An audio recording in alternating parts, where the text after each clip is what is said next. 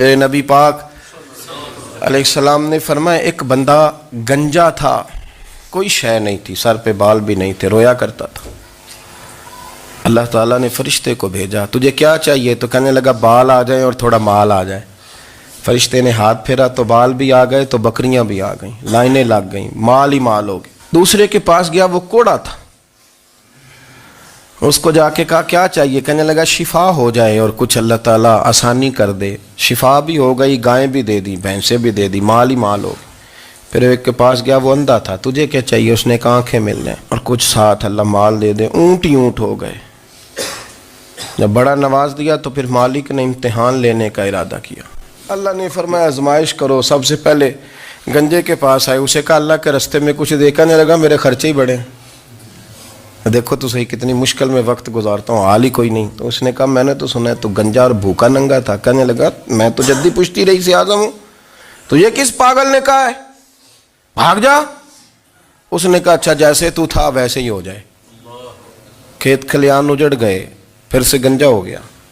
حضور علیہ السلام فرمانے لگے، پھر وہ اس کے پاس گیا جو کوڑا تھا، اسے کہا کچھ دے۔ کہنے لگا خرچے ہی بڑے۔ اس نے کہا میں نے تو سنا تو پہلے کوڑا تھا۔ اس نے کہا جا دوڑ جا، میں تو رئیس اعظم ہوں، دادا بھی پردادا بھی اور ساری نسل ہی۔ اس نے کہا اچھا جیسے تو تھا ویسے ہی ہو جائے۔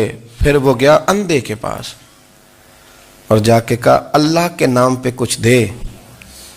تو کہنے لگا رب کے نام پہ؟ یہ کھڑے ہیں اونٹ، جتنے تیرے دل کرے لے جا۔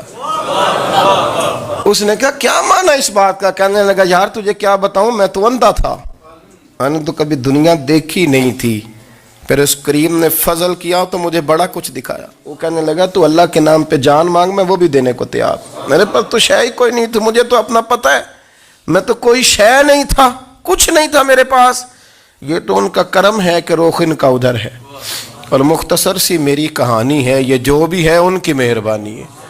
تو وہ کہنے لگا میں بھی کچھ لینے نہیں آیا تھا، تیری آزمائش ہی کرنے آیا تھا، تیری عزتیں بھی سلامت رہیں گی، تیرا مال بھی سلامت رہے گا، تیری شفا بھی۔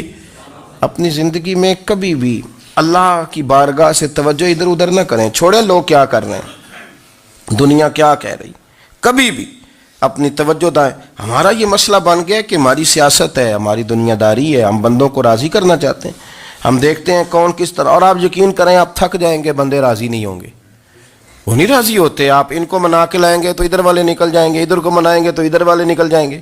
اس چکر سے باہر آئیں، اس رب کو راضی کریں جو فرماتا ہے ایمان لانے کے بعد نیک عمل کر، میں لوگوں کے دلوں میں تیری محبت پیدا کر دوں۔